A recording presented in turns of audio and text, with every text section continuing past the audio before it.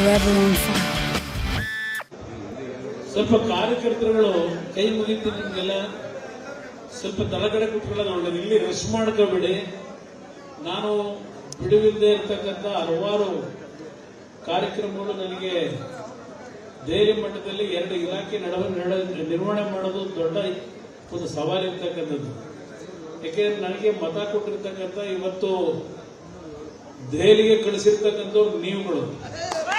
ನಿಮ್ಮ ಕಷ್ಟ ಸುಖ ಮೇಲೆ ನಾನು ನಿಮ್ಮಗಳ ಕಷ್ಟಗಳನ್ನ ಅರಿದೆ ನಾನು ಬೇರೆ ಅಲ್ಲೋ ಕೂತ್ರ ಆಗಲ್ಲ ಕೆಲಸ.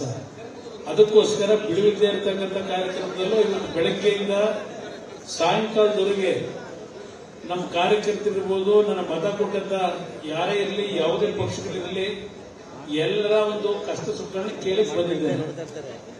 ನಮ್ಮ ಇಲ್ಲಿ ಇದು ಅಫಿಷಿಯಲ್ ಕಾರ್ಯಕ್ರಮ ಏನಿಲ್ಲ. ಇಲ್ಲಿ ನಮ್ಮ ಮಾಧ್ಯಮದ ಸ್ನೇಹಿತರಿಗೆ ಹೇಳ್ತೀನಿ, ಇಲ್ಲಿ ಪ್ರಶ್ನೆ ನಾನು ಜನತಾ ದರ್ಶನವನ್ನ ಮಾಡಬೇಕು ಅಂತ ಹೇಳಿ ಜಿಲ್ಲಾಧಿಕಾರಿಗಳಿಗೆ ಮನವಿ ಮಾಡಿದ್ದೆ, ಅಧಿಕಾರಿಗಳೆಲ್ಲ ಇರಬೇಕು ಅಂತ ಹೇಳಿ. ಆದರೆ ನಿನ್ನೆ ದಿನ ರಾಜ್ಯ ಸರ್ಕಾರ ಯಾವುದೇ ರೀತಿಯ ಜನತಾ ದರ್ಶನವನ್ನ ಮಾಡಲಿಕ್ಕೆ ಕಾನೂನಿನಲ್ಲಿ ಅವಕಾಶ ಇಲ್ಲ. ಜಿಲ್ಲಾ ಉಸ್ತುವಾರಿ ಸಚಿವರು ಇಲ್ಲ ಜಿಲ್ಲಾ ಮಂತ್ರಿಗಳು ಇಲ್ಲ ಮುಖ್ಯಮಂತ್ರಿಗಳಿಗೆ ಮಾತ್ರ ಇವತ್ತು ಜನತಾ ದರ್ಶನ ಮಾಡ್ತಕ್ಕಂಥ ಅಧಿಕಾರ ಅಂತೇಳಿ ನಿನ್ನೆ ಒಂದು ಸುತ್ತೋಲೆ ಹೊರಡಿಸಿ ಅಧಿಕಾರಿಗಳಲ್ಲಿ ಬರದೇ ಇರತಕ್ಕಂಥ ರೀತಿಯಲ್ಲಿ ಸಣ್ಣತನದಲ್ಲಿ ನಡ್ಕೊಂಡಿದ್ದಾರೆ. ಇದೇ ನನ್ನ ಮನೆ ಕಾರ್ಯಕ್ರಮ ಅಲ್ಲ. ಜನಗಳ ಕಷ್ಟ ಸುಖ ಕೇಳಲಿಕ್ಕೆ ಕೇಂದ್ರದ ಒಬ್ಬ ಮಂತ್ರಿಯಾಗಿ ಲೋಕಸಭಾ ಸದಸ್ಯನಾಗಿ ಇಲ್ಲೇನು ಬಂದಿದ್ದೇನೆ. ನಾನು ಅಧಿಕಾರಿಗಳಿಗೆ ದೋಷ ಕೊಡೋದಿಲ್ಲ. ಇದು ಈಗ ಅಧಿಕಾರಿಗಳು ರಾಜ್ಯ ಸರ್ಕಾರ ಏನ್ ಹೇಳ್ತಾರೆ ಆ ರೀತಿ ನಡ್ಕೋಬೇಕಾಗ್ತದೆ ಅವರು. ಅದರಿಂದ ನಾನು ಅಧಿಕಾರಿ ದೋಷ ಕೊಡಲ್ಲ. ಆದರೆ ಸರ್ಕಾರ ಇಲ್ಲಿರ್ತಕ್ಕಂಥವ್ರು ಯಾವ ಮಟ್ಟಕ್ಕಿದ್ದಾರೆ ಅಂತಕ್ಕಂಥದ್ದನ್ನ ಬಹುಶಃ ನಮ್ಮ ಜನಕ್ಕೆ ನಿಮಗೆ ಅರ್ಥ ಆಗುತ್ತೆ ಅನ್ನೋದು ನನ್ನ ಅಭಿಪ್ರಾಯ. ಅದರಿಂದ ನಮ್ಮ ಜೊತೆ ಇರ್ತಕ್ಕಂಥ ನಮ್ಮ ಮಾಜಿ ಶಾಸಕರಿದ್ದೀರಿ, ನೀವು ಅಧಿಕೃತವಾಗಿ ಇಲ್ಲ ಕೂರ್ಬೋದು, ತೊಂದರೆ ಇಲ್ಲ. ಸರ್ಕಾರಿ ಕಾರ್ಯಕ್ರಮ ಅಲ್ಲ ಇದು. ಕಷ್ಟ ಸುಖಗಳನ್ನ ಕೇಳಲಿಕ್ಕೆ ಬಂದಿದ್ದೇನೆ. ನೀವುಗಳು ನಿಮ್ಮ ತಾಲೂಕಿನ ಸಮಸ್ಯೆಗಳು ನೀವು ಅರ್ಥಕೊಳ್ಳೋದು ಒಳ್ಳೆಯದಿದೆ. ಏನೇನು ಸಮಸ್ಯೆಗಳಿದೆ ಅದಕ್ಕೆ ಯಾವ ರೀತಿ ನಾವು ಸ್ಪಂದಿಸಬೇಕಾಗ್ತದೆ ಅಂತಕ್ಕಂಥ ನಿಮಗೂ ಈಗ ನೀವು ನಮ್ಮ ಕಾರ್ಯಕರ್ತನ ಭೇಟಿ ಮಾಡಿದ್ರೆ, ಜನಗಳ ಭೇಟಿ ಮಾಡಿದ್ರೆ ನಿಮಗೂ ಅದರ ಮಾಹಿತಿ ದೊರಕುತ್ತೆ ಅನ್ನೋ ದೃಷ್ಟಿಯಿಂದ ಕಾರ್ಯಕರ್ತರುಗಳು ಇಲ್ಲಿ ಗುಂಪು ಮಾಡಬೇಡಿ.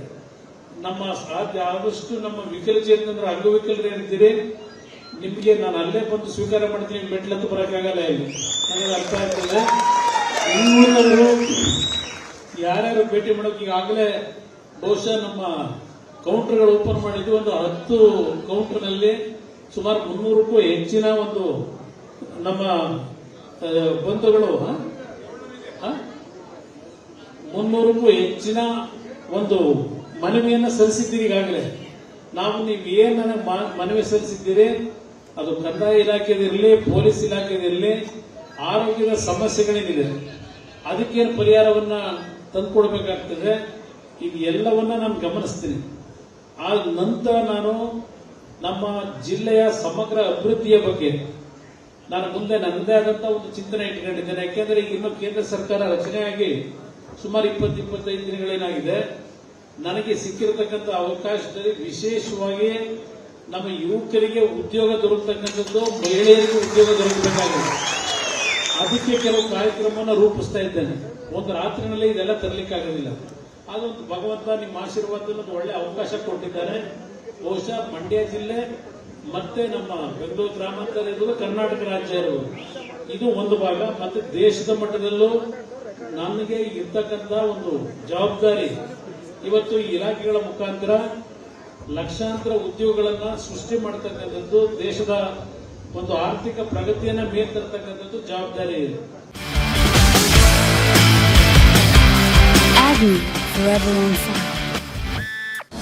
ಅನುಕ್ಷಣದ ಸುದ್ದಿಗಳಿಗಾಗಿ ವಿಸ್ತಾರ ನ್ಯೂಸ್ ಯೂಟ್ಯೂಬ್ ಚಾನೆಲ್ ಸಬ್ಸ್ಕ್ರೈಬ್ ಮಾಡಿ.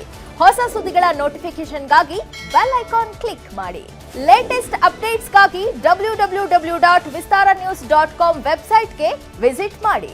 ಅಂಗೈಯಲ್ಲೇ ಜಗತ್ತಿನ ಸುದ್ದಿ ತಿಳಿಯಲು ವಿಸ್ತಾರ ನ್ಯೂಸ್ ಕನ್ನಡ ಆಪ್ ಡೌನ್ಲೋಡ್ ಮಾಡಿ.